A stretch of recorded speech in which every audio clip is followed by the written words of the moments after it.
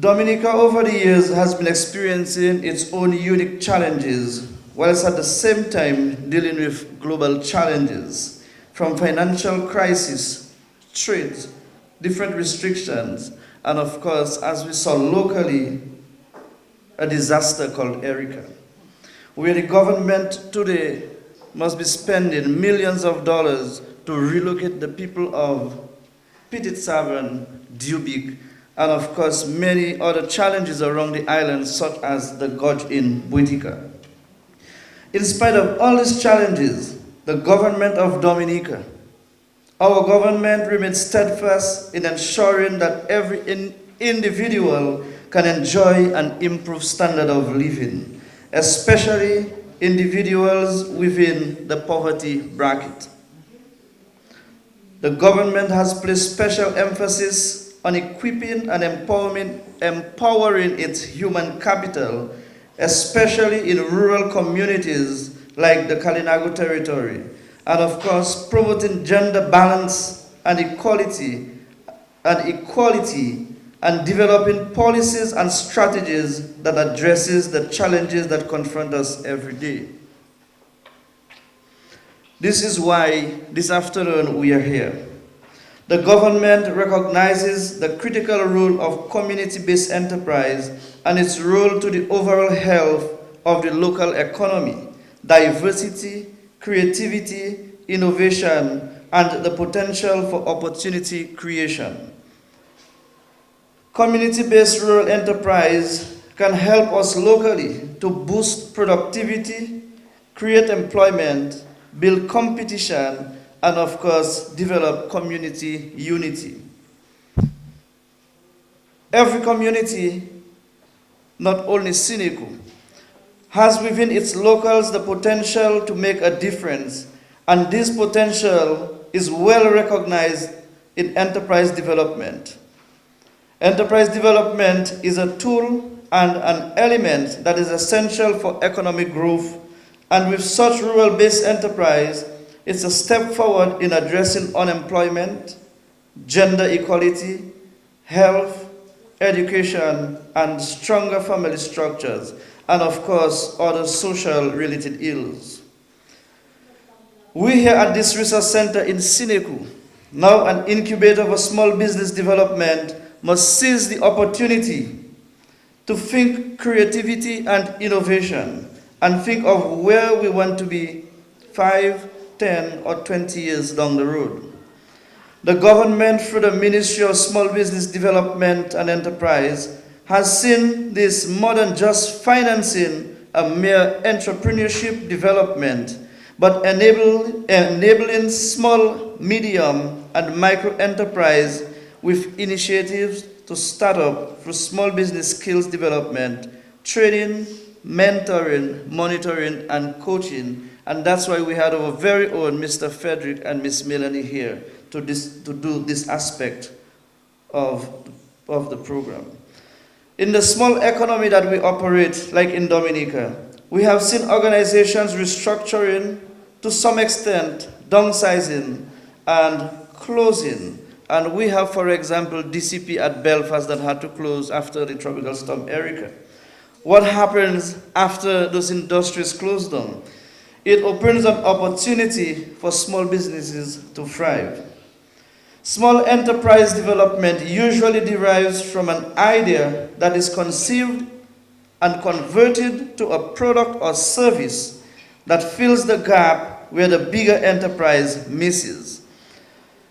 So before we leave here this afternoon, I want to ask all of us here, since we are getting into small business development, we need to be prepared to take risks. Go the extra miles. Because too many times we want to depend on other people to do things for us. When we have the opportunity to go the extra mile, let's walk it.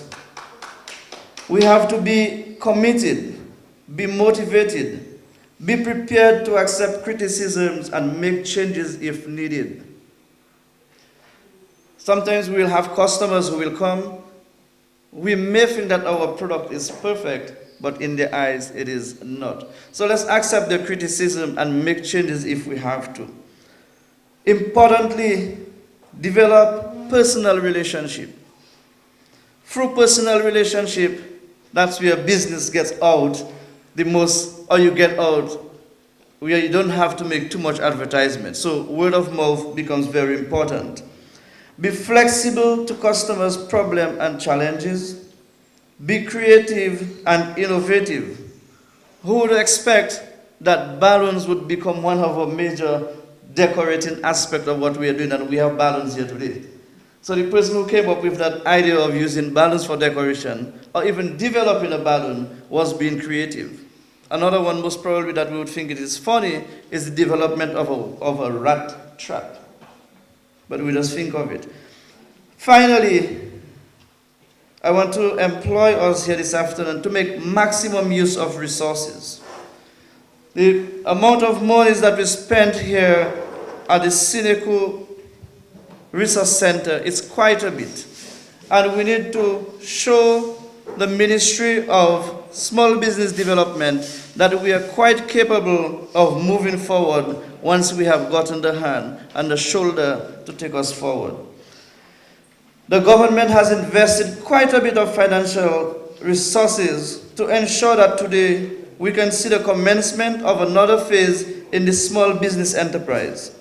I want for us to seize the opportunity to become self-sustainable, be a model, so that people can appreciate the effort being made and encourage your friends to contribute to the economic livelihood of our community. The government will continue to play its role wherever we can. So I implore you to grab the opportunity and make the most out of it. Let me just draw our attention here also that soon the Ministry of Kalinago Affairs is expecting to witness the opening of a furniture center in Salibia, which was financed through the Ministry of Constituency Empowerment in the tune of $90,000. Currently, we have ordered the industrial equipment from China, and from the latest communication, the manufacturers indicated that the equipments are ready for shipment. As your representative, I will ensure that we continue to capitalize on initiatives such as this and develop more initiatives to continue creating employment within the community. The ministry is currently looking at many other projects that can be implemented to ensure that our constituents and the Kalinago community has a greater impact on the Dominican economy. Let's continue to seize every opportunity and make the best out of it.